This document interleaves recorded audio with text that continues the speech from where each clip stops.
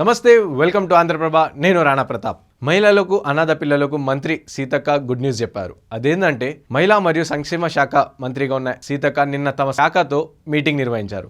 So ఈ మీటింగ్లో అధికారులకు చాలా ఆదేశాలు ఇచ్చారు. సో అందులో ముఖ్యంగా చూసుకుంటే ఏదైతే అనాథ పిల్లలు ఉన్నారో వాళ్ళకి ప్రభుత్వ పాఠశాలలో, ప్రభుత్వ కళాశాలలో 2% అడిషనల్ రిజర్వేషన్ ఇవ్వాలని చెప్పేసి సూచించారు. ఇందులో భాగంగా అనాథ పిల్లలకు దత్తత తీసుకున్న వారు చాలా మంది ఉన్నారు. సో వాళ్ళు ముందుకు వస్తున్నారు. కానీ ఏదైతే నిబంధనలు ఉన్నాయో దత్తత తీసుకునే క్రమంలో ఉండే నిబంధనలు చాలా కఠినంగా ఉన్నాయి. సో వీటిని సులభం చేయాలని చెప్పేసి కూడా కోరారు.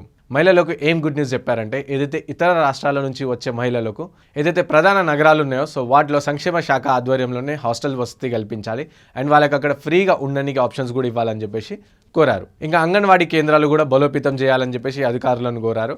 సో అంగన్వాడీలో సరఫరా చేసే పాలను ఏవైతే ఉన్నాయో సో వాటిని మ్యాక్సిమం మండల కేంద్రాల నుంచే ఉత్పత్తి చేసుకోవాలని చెప్పేసి అధికారులకు ఆదేశాలు జారీ చేశారు. ఇంకా అంగన్వాడీ కేంద్రాల్లో ప్రీ ప్రైమరీ స్కూల్స్ని కూడా డెవలప్ చేయాలి అండ్ దీనికి సంబంధించి ఒక కమిటీ కూడా వేస్తామన్నట్టు మంత్రి సీతక్క చెప్పారు. ఏదైతే మహిళా మరియు సంక్షేమ శాఖ మంత్రితో ఆధ్వర్యంలో ఉన్న పనులన్నీ వేగవంతం చేయాలి అండ్ దీనికి మహిళలు మరియు శిశువుల కోసం స్పెషల్గా ఫోకస్ పెట్టాలి అండ్ దీనికి సంబంధించిన పనులు కూడా ప్రజాప్రతినిధులు కానీ అటు అధికారులు కానీ ప్రాపర్గా సక్రమంగా చేయాలని చెప్పేసి ఆదేశాలు జారీ చేశారు.